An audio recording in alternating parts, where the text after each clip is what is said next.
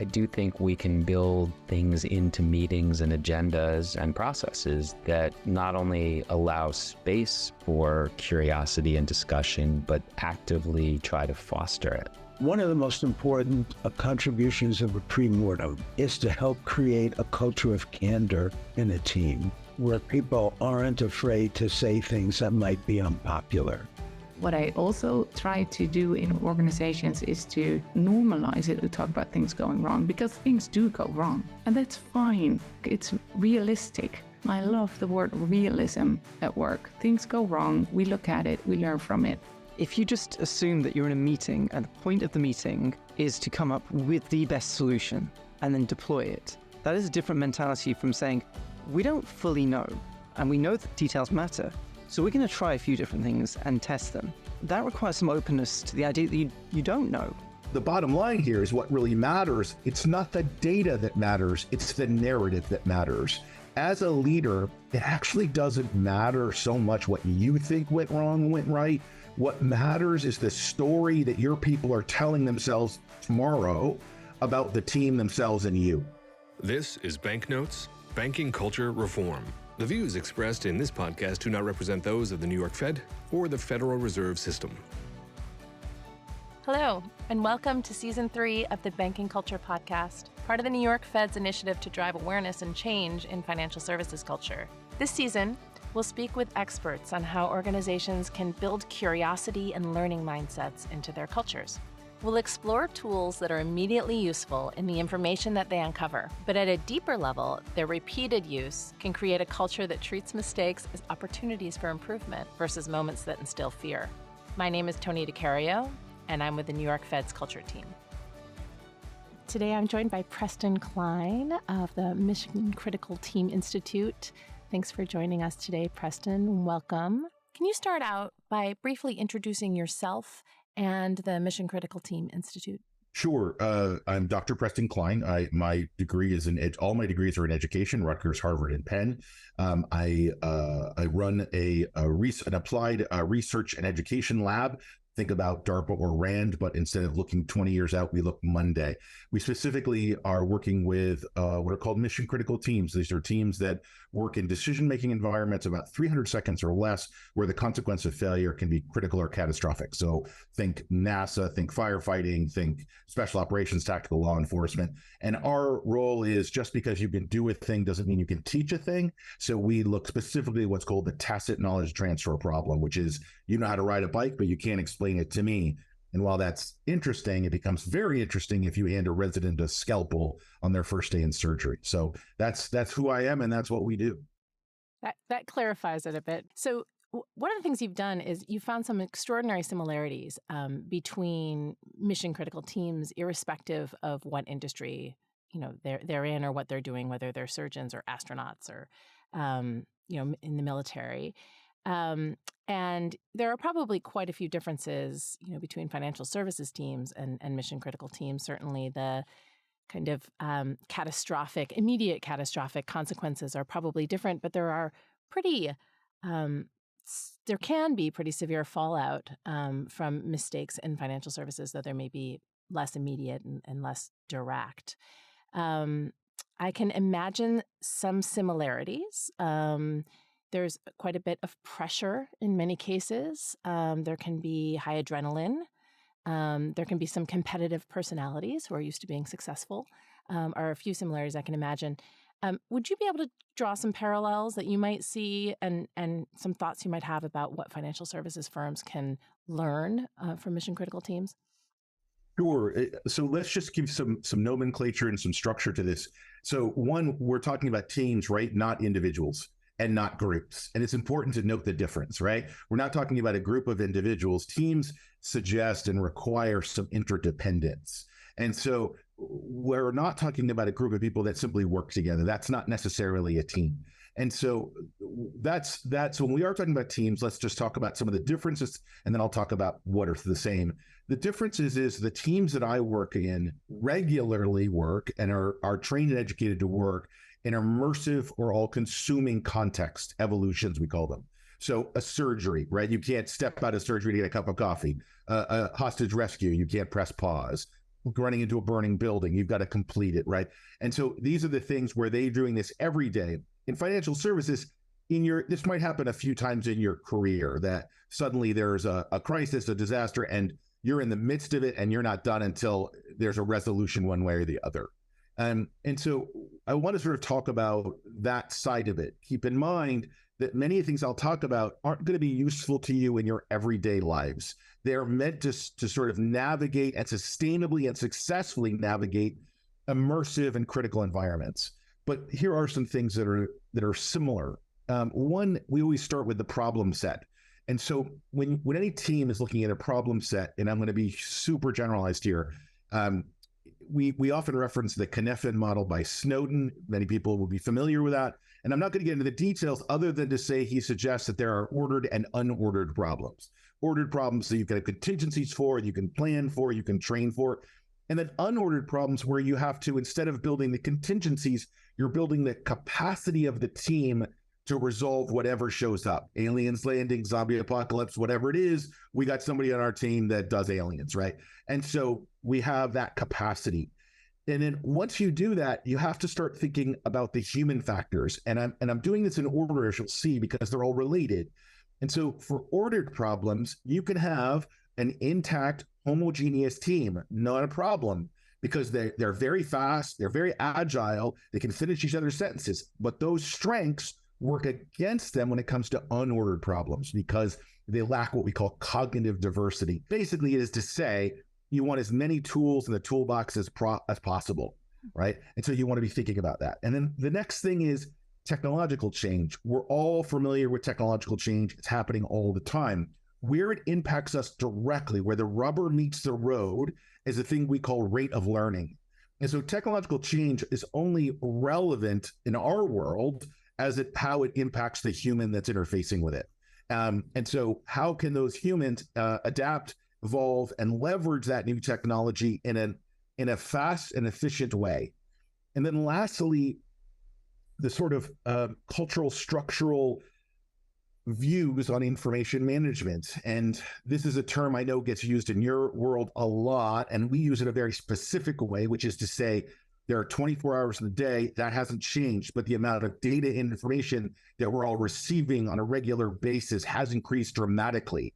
And this is actually working against our natural work ethic. And the problem is you're slowly creating a situation where it would be impossible either now or shortly to actually do all of the work. Mm-hmm. And so we have to restructure and we have to think about the cultural implications of that.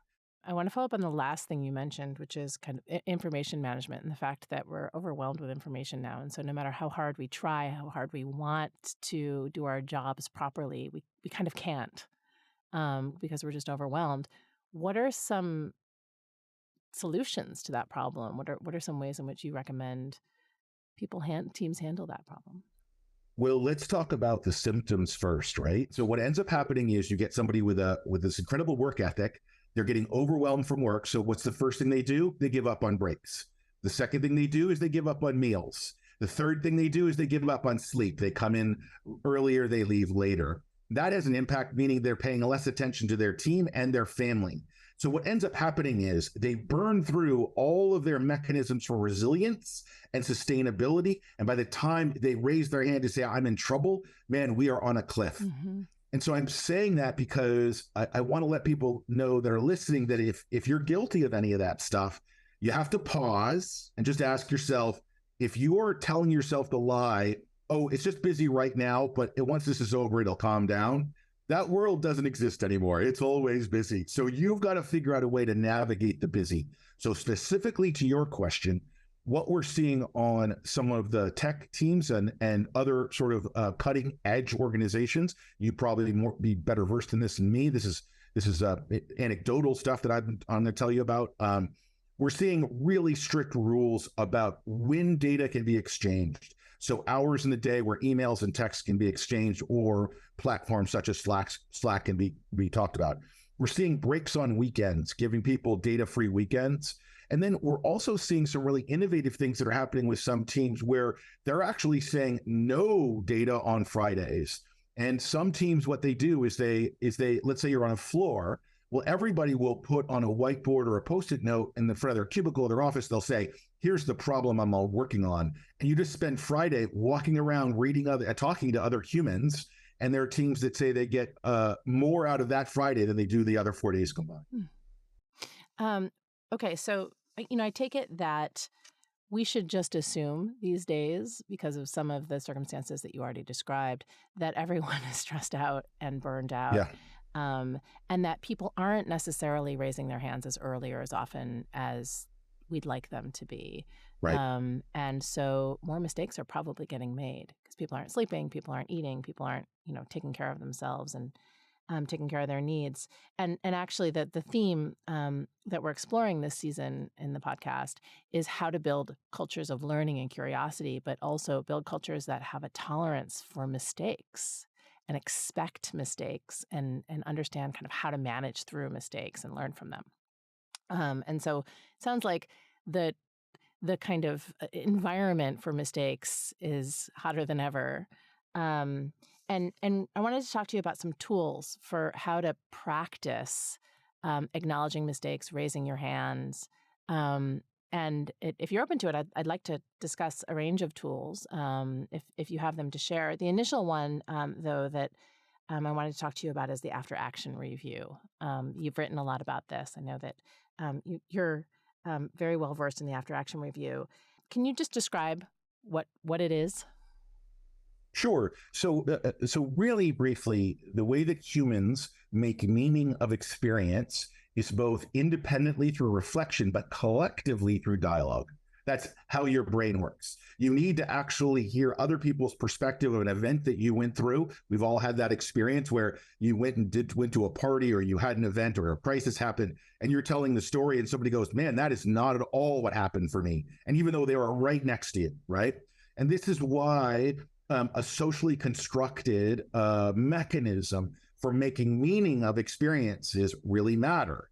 And the bottom line here is what really matters, strangely enough, what we've found, and we've just released a paper in the Harvard Business Review on after action reviews, if you're curious, is that it's not the data that matters, it's the narrative that matters. And so specifically, and I'll go back and break down your question, but specifically what I want people to understand is, as a leader, it actually doesn't matter so much what you think went wrong and went right.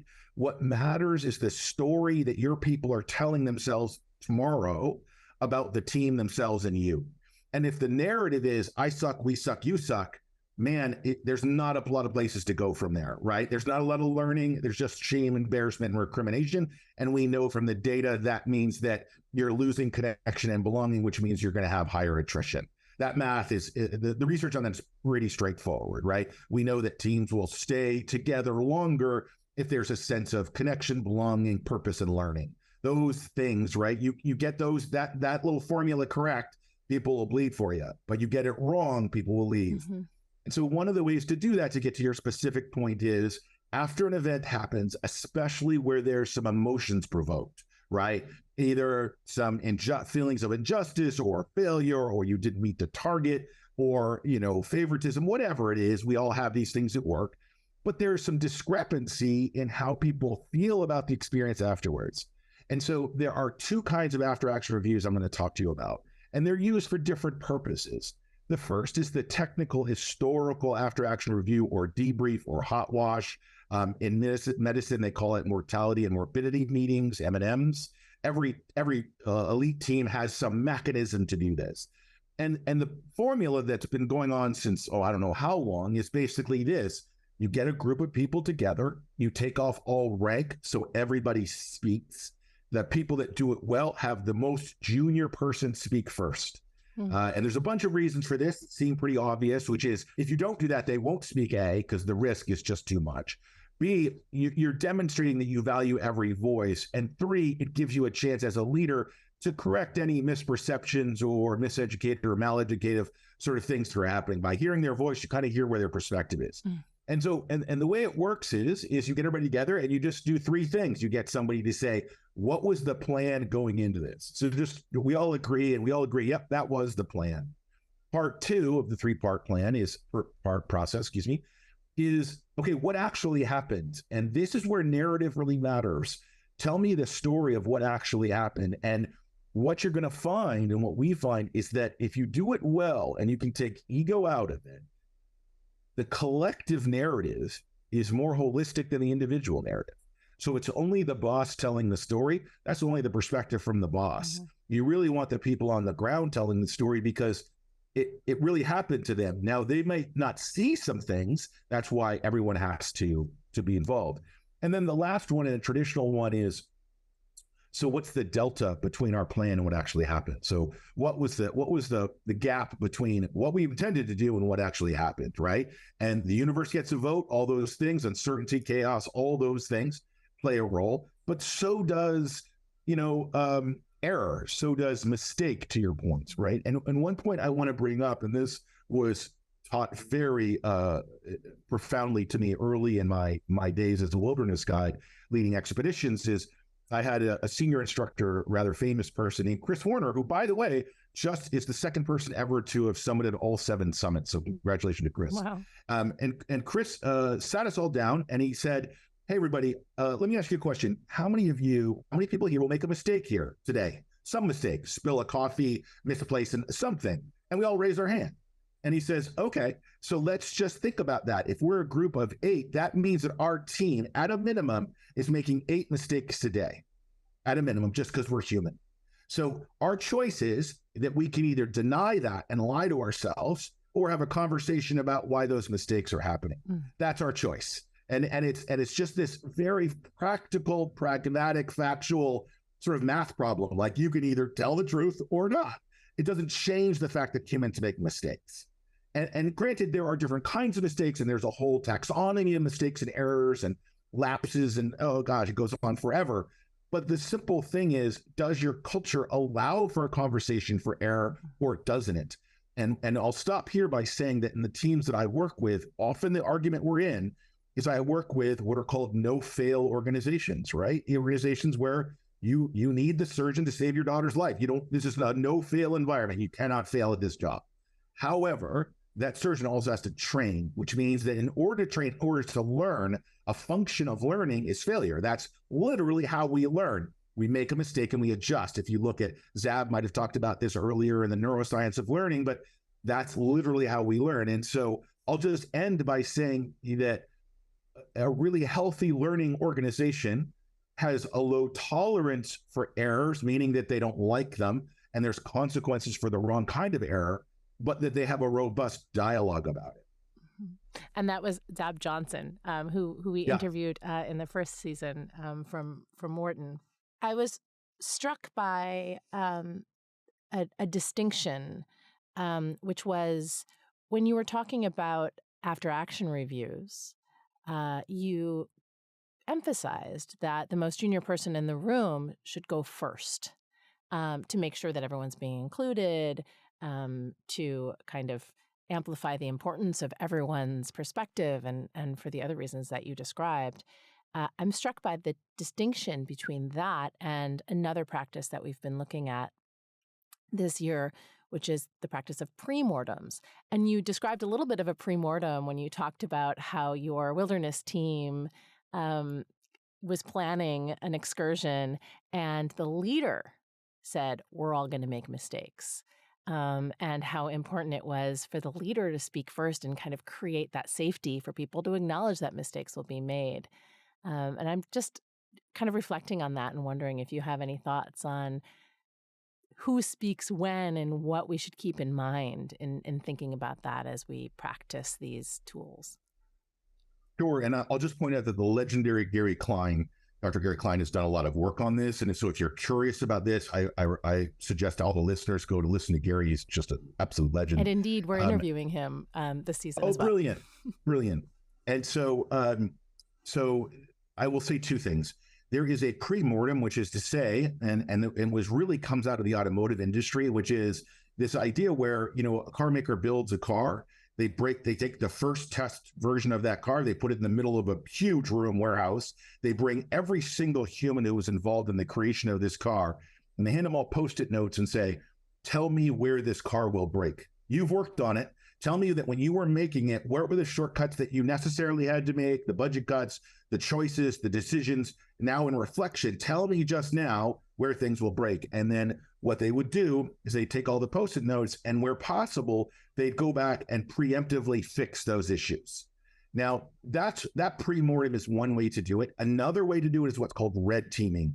And so you don't have that team do it, but rather you have another team, an independent team whose job it is to just look for your weaknesses, look for your vulnerabilities, and just exploit them as much as possible. And that, in some contexts, certainly in the cyber world, can be really efficient and effective. In both cases, however, just know that, don't, they always say that don't go after perfect and sacrifice good, right? Good enough is often what's required. And so there isn't a perfect car, there isn't a perfect software. And so too often you get people that are like, well, we're not done. Yeah, you're done enough, right? And so the leader really needs to know when the pre-mortem or the red team has accomplished the goal. And those need to be really clear. Otherwise, man, it can turn into just an endless sort of thing. Yeah, it's an interesting balance in thinking about when a leader exercises his or her kind of authority, and when a leader tries to erase his or her authority to get that cognitive diversity, to get the views and to get people to speak up. So one of the things you described with respect to an after-action review is that there's no rank in the room, but you're talking about the military. There is a major hierarchy in the military, that for good reason needs to be respected most of the time. How do you actually effectuate? Like, how do you make no rank in the room actually happen in people's minds when they're so used to respecting the hierarchy and respecting authority in something like the military? So there's a technical answer to your question. So if I go too deep on this, just bring me back. Okay. But basically, when we look at homogeneous teams or intact teams, and we look at heterogeneous teams or non-intact teams, what we call tactical swarms, and I want you to think about trauma resuscitation, where a group of people that have never met before come together and within 300 seconds need to resuscitate somebody, right? So in that case, there is a doctor who literally legally owns that patient. That doesn't change. However, if the doctor is one of the doctors that has to tell everybody what to do, they'll run out of time. And so what we talk about when we talk about at the most elite levels, we talk about swarming, which is to say everyone owns the problem. There's still authority. You're still deferential to the person who owns the legal part of this, but you know your role, and importantly, you know when to step forward and when to step back, much like in a play on stage. One quick follow-up on this hierarchy question, which is, you said people kind of understand when to step in and when to step out, and that everyone has a say, that those are the rules that have been established. But if you're operating not in a swarm team, not in, one of these unordered teams that you talked about earlier, but rather a team that's been working together for a long time, that has kind of an established set of relationships and expectations, there could be more kind of well-worn grooves in fear of reprisal or, sense of like there's no point, futility.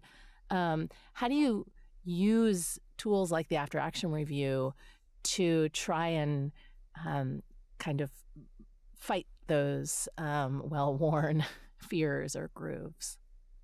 So there's this really interesting conversation I had with the Philadelphia Eagles right before they won the Super Bowl. So we were working with the players and we were asking the following question: is it possible to win the Super Bowl in the absence of peer leadership?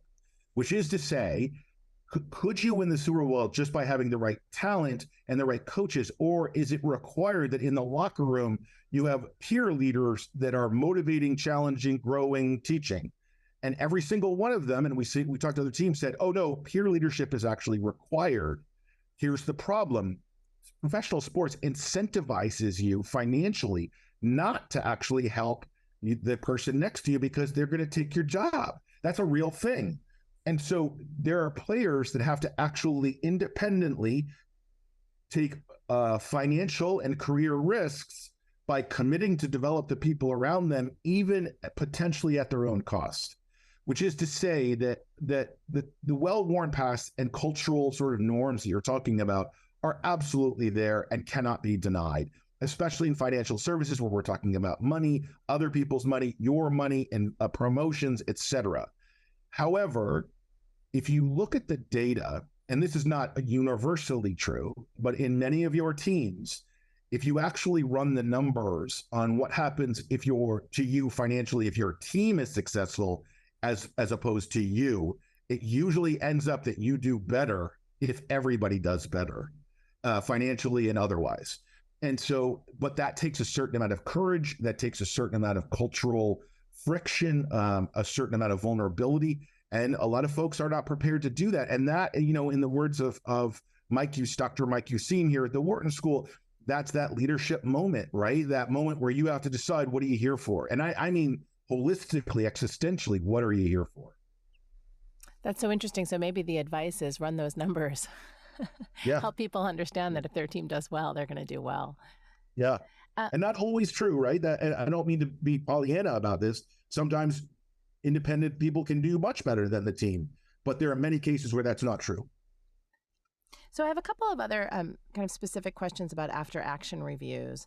How do people get them wrong?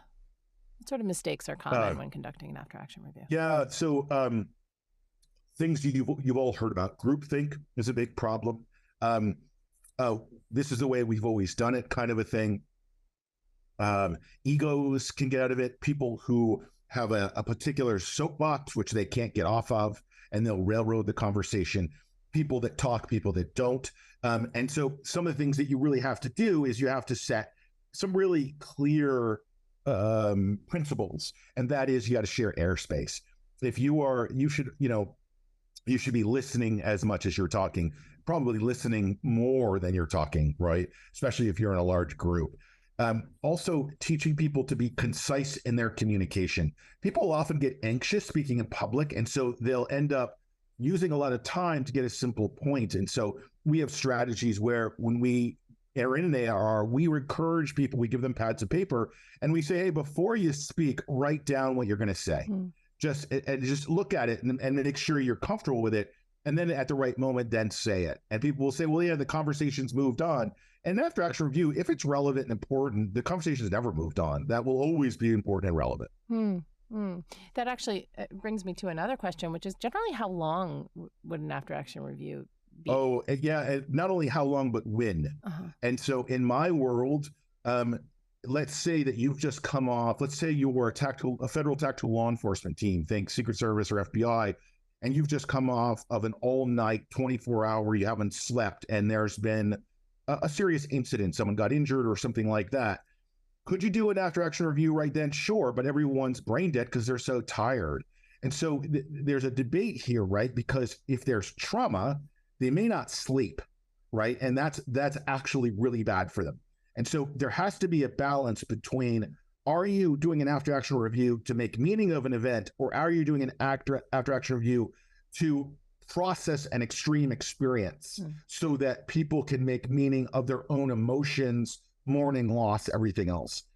Those are two different things, and they'll determine when you do it. But to answer the question, you want to do it within 24 to 48 hours of the event. Right after is usually optimal, as I said, if people are okay. And then how long? So the short answer to that is however long it takes for everyone to speak and have their voice be heard and be able to say what they need to say in an efficient and effective way. So in other words, really great teams can do these in 20 minutes, right? Like medical teams could do these really effectively in 20 minutes because they have a lot of laps and they know what patterns look like. They know what dissonance looks like. They know what they need to pay attention to. So you mentioned medical teams. Medical teams have, very distinct things that they do. There's a surgery, or there's an emergency event, or a special ops team, has an operation and then it's over and they perform an after action review. In the case of financial services, the discrete action, isn't going to be as dramatic, probably. Also maybe the lines around it aren't as clear. Do you have any recommendations about when it makes sense to conduct an after-action review? So I'm not a person that believes in meetings for meeting's sake. In fact, I think we do meetings way too much. However, culturally appropriately, and this is difficult, especially with remote workers, right? But to have a regular session, and this is where I'm going to dodge your question because I would need to know the context to know the iteration, which is a weekly, monthly, quarterly, whatever it is. But really to get together and say, hey, we've just gone through this period, this week, this quarter, this month, right? Let me tell you from a place of, as a leader, here's some things we pulled off and did great. Here are some ways we didn't meet expectations. Let's just go around and talk about both how did we pull off what we pulled off, like what did we do right? And then what can we improve on later, right? Again, so next month is even better. What are some of the biggest misperceptions about after-action reviews? Or when they're done wrong, right? And that is when competition becomes more important than substance. When the strong man should be able to take a critique. So what we're going to do is just go into a room and hammer one another so we can show that we did it and be prideful of the fact that, man, that really sucked. That's a waste of everyone's time. It really is. Go join a football league or a rugby league. It'll have better use of that energy. You don't want to actually go in and just have a beat down. There's no gain in that, because again, the narrative is usually after that is, man, what kind of team am I working on? Man, this is really discouraging. And we see this at the most elite teams. And typically what we see when this starts to happen, this kind of feeding on itself, this kind of circular firing squad where every AR is just a mechanism for people to scream at one another, we usually start to see high attrition. People will start to leave. And who leaves first, of course, is your best people. Mm-hmm. Mm-hmm. You're actually segueing perfectly into the next thing that I wanted to talk to you about, which is the fact that, research shows that we hold on to the bad much more than the good. And you talked about that a little bit earlier about kind of always hearing criticism. You begin to only hear that. And one of the kind of things that we are most motivated by is appreciation and kind of gratitude and the things that you said can make people feel uncomfortable. In a sense, criticism can, kind of constructive criticism can be seen as a gift and kind of a form of gratitude and appreciation for somebody that you're willing to take the time to share with them how something went wrong and how they could improve. But I think as humans, as you described with affect, it's really hard to take that in as something positive. And so do you have any recommendations for the best ways to do that and to use these tools as a positive tool, even though perhaps we're talking about things that have gone wrong? Yeah, I'll use my grandmother's technique, which I've always thought was absolutely brilliant when she was alive. My grandmother and I were very close. She adored me. And so when I blew it, as young people do, right, she'd walk up to me, put her arm around me, and she says, I think you're just amazing. And I was like, yeah. And she's like, can you walk me through why an amazing person would do that? Right. And what was amazing about that was, as a young person, what I found was I wasn't coming from a place of shame or guilt. She was generally trying to understand why, with the expectation she had of me, that I would do that behavior.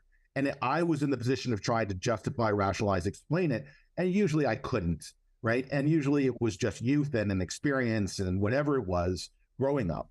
But it forced me to make meaning of the event rather than to react to her judgment of the event. Now, this isn't in isolation. She would then say, you understand the standards in this family, right? Moving forward, like that's not what we do, right? You understand that. So she made clear what the standards were, but she made it my problem, not her problem. And I think that for getting people who are passionate learners, what we call weaponize their curiosity, right? They're people that really want to do better. When you do it that way, when you say, look, I hired you, I think you're extraordinary. I'm now having to defend you because of this or explain this. Can you explain it to me?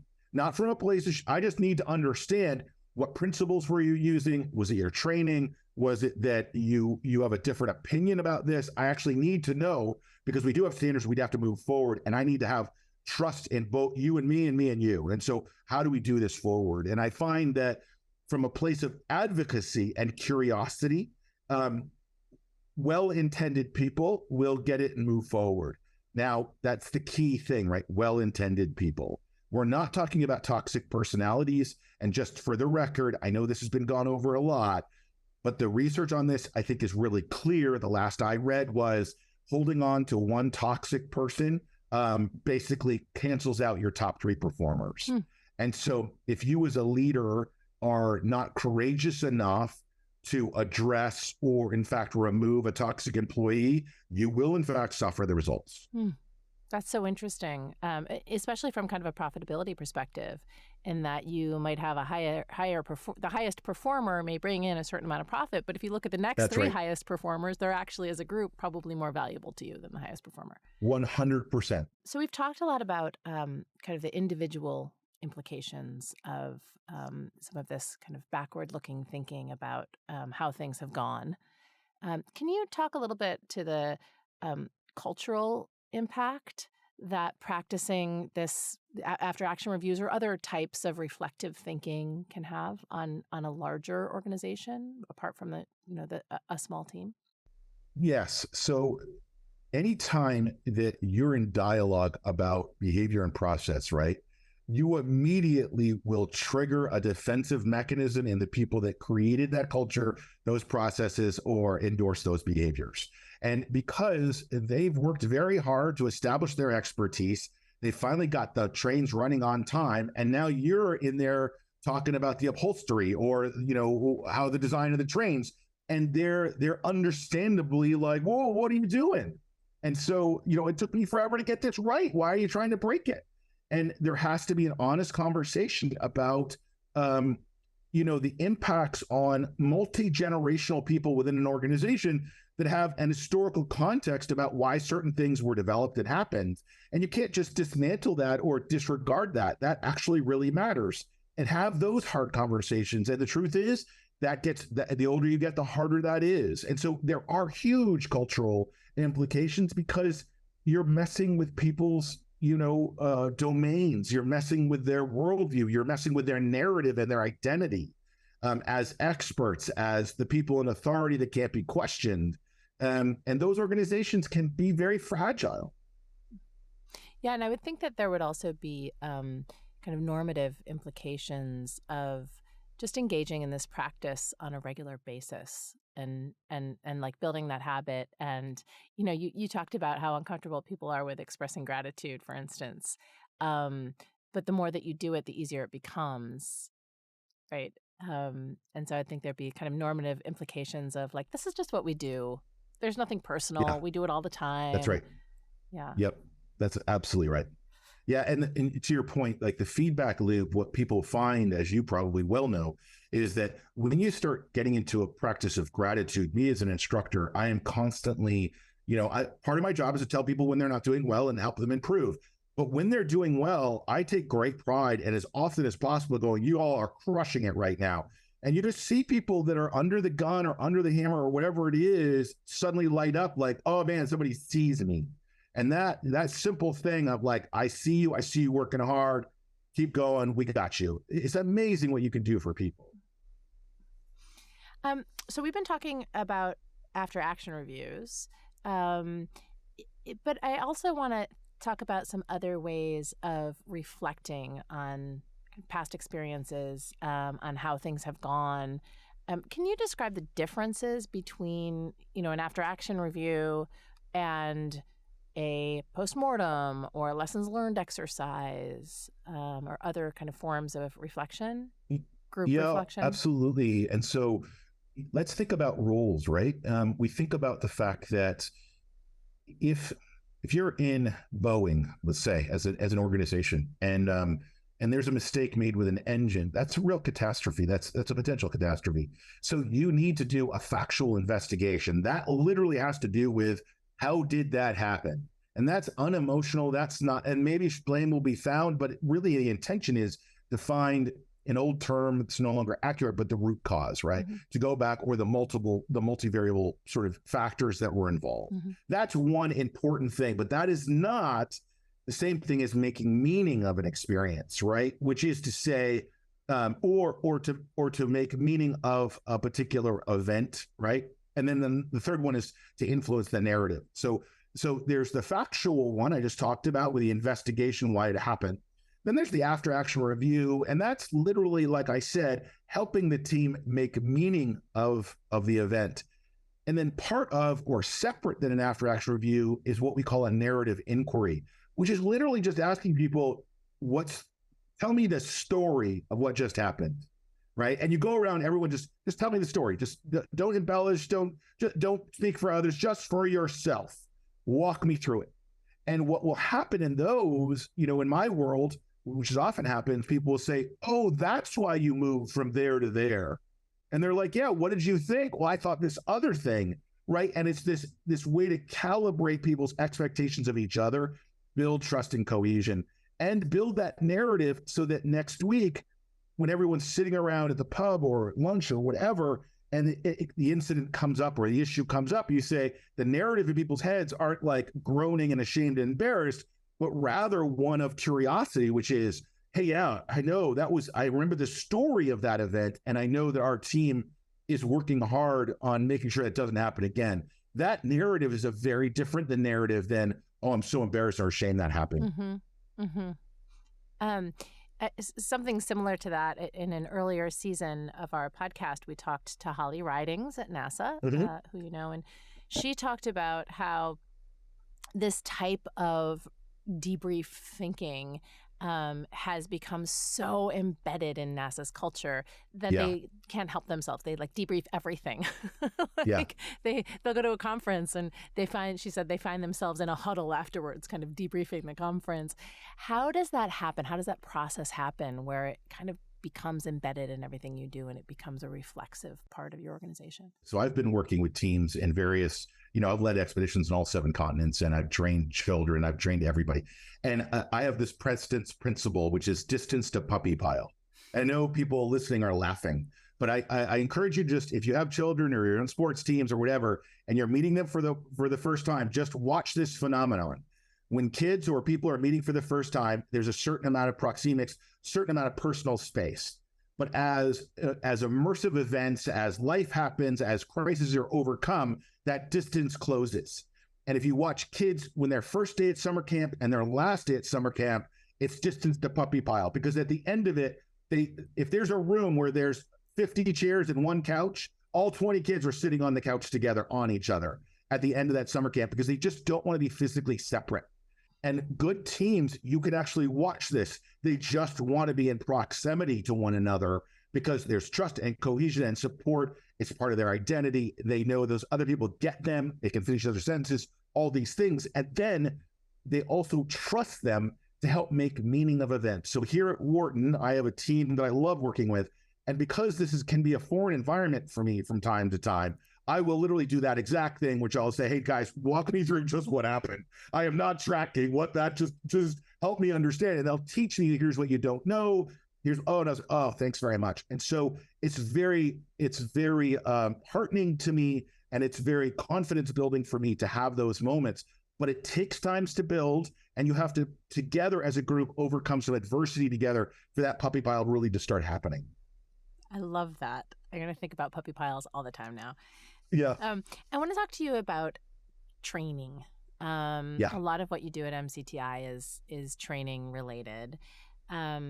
Training can sometimes feel very separate from real life. And so this is kind of consistent with what we were just talking about, that kind of question of embeddedness. How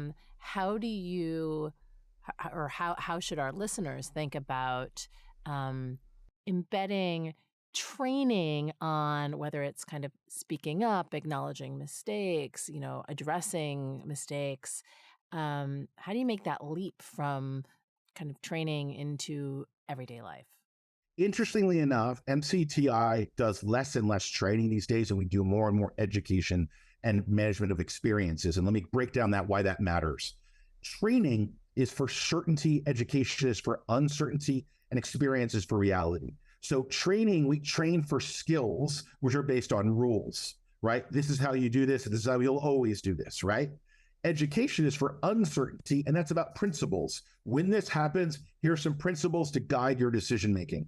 And then experience is, this is what the world actually looks like and feels like. Here's how to think about that. And what you need is a feedback loop between your experiences and your training and education to say, am I updating it? Because you constantly need to be updating it. We all live in a world where we need to learn new softwares, we need to learn new techniques, we're more aware of multiple voices and the needs of those voices and how they add or detract from what we're trying to do.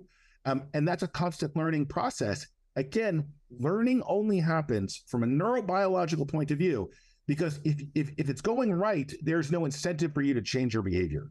So you don't learn by success because you're like, yeah, good, it went the way I wanted it to do.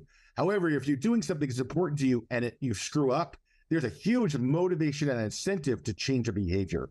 And so mistakes drive learning, but only if you're honest about them and you could have honest conversations with your team about them. That's great.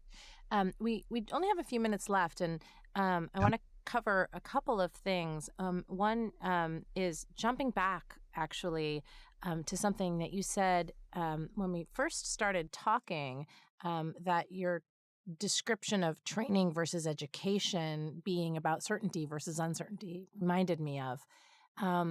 You said that you can have ordered versus unordered problems, and that for ordered problems, you are probably best off with a team that knows each other well, that can finish each other's sentences, that perhaps lacks cognitive diversity. And for unordered problems, you don't want that. And you described swarms as being kind of groups of people who don't necessarily know each other. Why are groups that don't necessarily know each other better at solving unordered problems than ordered ones, or vice versa? Yeah. So thanks for asking that. So really, in that particular case, it's not that they don't know each other, it's that they're homogeneous versus heterogeneous. And so homogeneous is all female Guatemalan banjo players, right? They all grew up together, they know each other, they know the rules, everything else. However, because of their limited shared life experiences, they just don't have a lot of other options they can investigate. A heterogeneous team is made up of, a dude from Nigeria, a woman from Japan, a guy from North America, et cetera, right? Of gender, of race, of religion, of sexuality. And the reason that these matter is because they're proxies for cognitive diversity, which is to say, they literally think differently than I do. So to say the obvious, right? This is well researched, but Tony, if we're walking down a city road at night, a city street at night, you're actually navigating that space as a woman differently than I am as a man, right? And you add gender, race, religion in there, and there's a complexity of thought patterns that go into the same exact experience, but because of life experiences, because of who we are, necessarily have to get navigated differently. And so when it comes to a unordered problem set, I will really want to turn to you and go, hey, Tony, tell me what I don't know. From your perspective, growing up, living your life, how are you seeing this in a way that I'm just probably not? And educate me on what I need to see. That's why it matters. Do you have any other suggestions for creating cultures of curiosity and learning? And then finally, if you could provide some recommendations for further reading or listening, you mentioned your HBR paper. If you could give us the title of that while you're describing any other recommendations that you have. Off the top of my head, is at the Harvard Business Review. It's just look up After Action Reviews and Cline. I did it with Angus Fletcher and a good friend of ours from the FBI named Matt Hoffman. And then we also wrote a paper for the Journal of Orthopedic Trauma Surgery on routine versus critical communication that's been out recently. And then if you go to our website, we have papers that we've released. We've scrubbed from the Joint Special Operations Commands that we work with. We scrubbed those papers and started to release them to the civilian world. Some of them are going to be relevant to you. Some of them will be not at all relevant to you. And so that's some resources there. Can you just remind me of your first question? I'm sorry. Yeah, but before I do that, I'm also going to mention that you also have a podcast that I've been listening to, an MCTI podcast, which is fascinating. Yeah. And so the Teamcast was created after COVID from some requests from medical personnel that were really struggling, and they just wanted to know some lessons learned. And so we interview astronauts, special operations, tactical law enforcement, fire, and it's all about, lived experiences and what can we do better on Monday. And so that's really our focus. Okay. And the other question was other suggestions for creating cultures of curiosity and learning from mistakes. Yeah, this is where leadership actually just really matters. You have to incentivize it. You can't punish it. You really want to seek those people that are kind of annoying because they always have a question. You want to hold them tight, really encourage them. I mean, give them some boundaries, right? But yeah, and I think it's really this idea of, are you incentivizing it or not? And I will say, I don't know if this happens in financial services, but if you have a culture where the new person comes in, you're like, yeah, it's best just to stay quiet for the first year, not say anything and learn the ropes, you're missing huge opportunities because they're closer to the emergent problem set than you are. Just factually, they are. And so they've been having to navigate it through their experience, and you're missing a huge opportunity by not including them in the conversation. And they're seeing stuff that you've become totally blind to over time. That's right. And the last thing I'll say to that is just my advice to any leaders out there is, if you're wondering how does this all sort of come to a point, it's this. Next time you're leading, if your instinct when you're approached with a question is to lead with an answer, I really encourage you to pause and reply your first one with a question. Just do that. You do that one thing that when your people come up to you and they say, hey, boss, I need this, or this is happening, what do we do? Just first thing out of the gate, say, hey, let me ask you a question. My understanding of what you just said, or let me ask you a question. What other things haven't you thought about? Right? By doing that, you're making them own the problem together. And by just doing that one thing, you're starting to foster that curiosity. It's kind of like your grandmother. Yeah. Yeah. Just literally lead with inquiry is the bottom line. And most great leaders, if you watch them, they lead with inquiry.